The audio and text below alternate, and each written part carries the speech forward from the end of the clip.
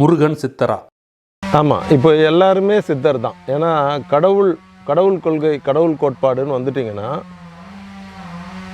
நரை, திரை, பிணி, மூப்பு, சாக்காடு இந்த 5 இருக்கக்கூடாது. கூடுதலாக நான் 2 கூறுகிறேன். மலம் கழிக்கக்கூடாது, சிறுநீர் கழிக்கக்கூடாது, பசியும் எடுக்கக்கூடாது. அப்படி இருந்தால் தான் அது கடவுள். அப்படி கடவுள் யார் இருக்கா? கடந்த காலத்தில் நீங்கள் போய் பார்த்தீங்கன்னா அவங்க எல்லாருமே ஒரு காலகட்டத்தில் வாழ்ந்து பின்னால் அவங்க பொன்னுடல் காயசித்தி அடைந்து பொன்னுடல் அடைந்தாங்களா நமக்கு தெரியாது. இப்போ இருக்கிற எல்லாமே சிலை வடிவங்களும் ஓவியங்களும் தான் நமக்கு காட்டப்படுது. ஆனால் தத்துவத்தை பிடிச்சி நம்ம நடைபழக பழகிக்கணும். அப்போ இவங்க எல்லாமே சித்தர் மரபில் வந்தவங்க தான். சிவனும் சித்தர் தான், முருகனும் சித்தர் தான். அப்போ இறை யார்? இப்போ நம்ம சொன்னோம் பாருங்கள், நரை, திரை, பிணி, மூப்பு, சாக்காடு, பசி இருக்கக்கூடாது, உணவு எடுக்கக்கூடாது, மலம் கழிக்கக்கூடாது, சிறுநீர் போகக்கூடாது. இதெல்லாம் இல்லாமல் இருக்கக்கூடிய ஒரு இறை தான் மனிதனுக்கு கடவுளாக இருக்க முடியும், மனித குலத்துக்கே கடவுளாக இருக்க முடியும். அப்போது இதுக்கு இந்த எல்லைகளுக்குள்ளே வரக்கூடியது எதுவோ அது கடவுள். அப்போ சித்தர்கள் என்னன்னா மனிதனாக பிறந்து அவங்க தன்னுடைய ஞானத்தால், தன்னுடைய உழைப்பால், கடுந்தவத்தால், ஞானத்தால் இறையை அவங்க உணர்ந்து, இறையை அவங்க புரிந்து, இறைவனின் அருள் பெற்று, நிழல் சாயாத தேகமடைந்து, பொன்னுடல் பெற்று, காயசித்தி பெற்று அவங்க இந்த உலகத்தில் மறைந்து தோன்றக்கூடிய வித்தையை பெற்றவர்கள்.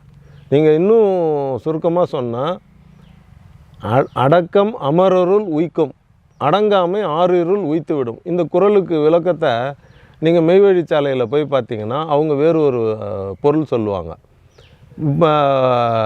புலவர்கள் உரை எழுதிய உரையாசிரியர்கள் அடக்கமாக இரு, ஒழுக்கமாக இரு அப்படின்றத சொல்லுவாங்க. ஆனால் மெய்வழிச்சாலை போல் ஞான மார்க்கத்தில் இருக்கிறவங்க அடக்கம் என்பது ஆண்களுக்கு விந்துநாதமும் பெண்களுக்கு சுரேனிதமும் அடங்கி தேகத்துக்குள்ளே அடங்கிட்டுனா அவங்க இறப்பு என்கிற மரணம் இல்லாத நிலையை அடைந்து விடுகிறார்கள். அதை என்ன சொல்கிறாங்கன்னா அவங்க ஜீவ பயணம்னு சொல்கிறாங்க. இந்த ஜீவ பயணம் அடைந்தவர்களின் உடல் வேர்க்கும். 10 பேர் உடம்பை தூக்க வேண்டிய அவசியம் இருக்காது, தக்கையாக இருக்கும் உடம்பு. ஒரு சிறு குழந்தைய அந்த உடலை தூக்க முடியும். இறந்தவங்க முன்னால் நீங்கள் போய் தண்ணியை கொடுத்தீங்கன்னா அவங்க ஒரு 2 லிட்டர் தண்ணியை குடிக்கிறாங்க. அதுபோல் 300 உடல் தமிழ்நாட்டில் மண் மறைப்பு செய்யப்பட்டு இருக்கிறது. 300 உடல்களுக்கு மேல் இந்த தமிழ்நாட்டில் மண்ணால் மறைக்கப்பட்டு இருக்கிறார்கள். அவங்கெல்லாம் ஜீவ பயணம் அடைந்தவங்க. அவங்க வள்ளுவர் இறையின் அருளால் இறைவனாகவே வந்து தன்னுடைய கருத்தை சொன்னவர். நாம் அவர் மகா சித்தராக தான் பார்க்குறோம். அவர் இறை அருளால் தான் அதை எழுதுகிறார். அவர் என்ன எழுதுகிறார்? அடக்கம் அமரருள் உய்க்கும், அடங்காமை 6 இருள் உய்த்து விடும். அப்போது அந்த வித்தையை பயின்றவங்க மெய்வழிச்சாலையில் இன்றைக்கி நடைமுறையில் இருக்கிறாங்க. எல்லாரும் இருக்கிறாங்களான்னா இல்லை, ஒரு சிலர் அடைந்தவங்க இருக்கிறாங்க. அதனால் அந்த மார்க்கத்தில் ஆயிரக்கணக்கான லட்சக்கணக்கில் மக்கள் சென்று கொண்டு இருக்கிறார்கள். அந்த வித்தை அங்கே கற்றுக்கிறதுக்கு அங்கே போய் கற்றுக்குறாங்க.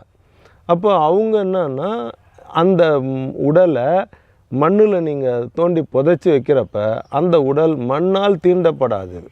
அதனால தான் அவங்க என்ன சொல்கிறாங்கன்னா மரளி தீண்டா மெய்வழிச்சாலைன்றாங்க. அப்போ மரளினா யார்? யமனால் பிடிக்க முடியாத ஒரு சித்த யோகத்தை அவங்க வச்சுருக்கிறாங்க. அவங்க அந்த சப்ஜெக்டை இன்றைக்கி அவங்க வச்சுருக்கிறாங்க. அதுக்கு அடுத்ததாக வடலூரில் பொருதேக காய சித்தியை பற்றிய சன்மார்க்க கருத்துக்களை அவங்க வச்சுருக்கிறாங்க.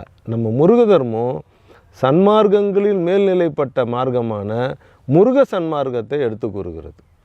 அது ஒவ்வொரு மனிதனுடைய வாழ்க்கை ஹிஸ்ட்ரி, அவங்களுடைய வரலாறை அவங்கவுங்க திருப்பி பார்க்கணும். அந்த திரைக்கதை வசனத்தை அவங்க பார்க்கணும். அதில் எதெல்லாம் மைனஸாக இருக்கோ அதை அவங்க சீர்படுத்தி நன்மையாக மாற்றிக்கிறதுக்காக அவங்க முருக தர்மத்தை கடைபிடிக்கணும். அதை ஒரு இயக்க விஷயமாக அதை மாற்றி செயல்பாட்டுக்கு அதை கொண்டு வரணும். அது கூடிய விரைவில் அது முருக தர்மம் வெளிவரும். அந்த வெளியீடை நாம் உலகம் பூரா சொல்லிக் கொடுக்க போகிறோம். அது வந்து பயிற்சி பள்ளி தான். முருக தர்மம்ங்கிறது ஒரு தத்துவார்த்த பயிற்சி பள்ளி.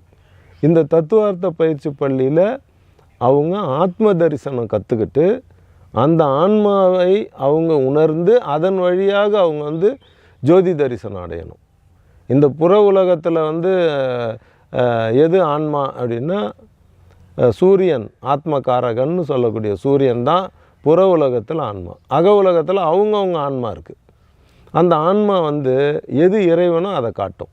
முருக தர்மம் ஆத்ம தரிசனம் முதல் பாடமாகவும் ஜோதி தரிசனம் அடுத்த படிநிலை வளர்ச்சியான பாடமாகவும் சொல்லிக் கொடுப்போம். இது தத்துவார்த்தமான விஷயந்தான். இதை பயிற்சியில் கொண்டு வர்றது தான் முருக தர்மத்தின் செயல்பாடு. இப்போ அந்த ஆடியோ போயிட்டு இருந்துச்சுல,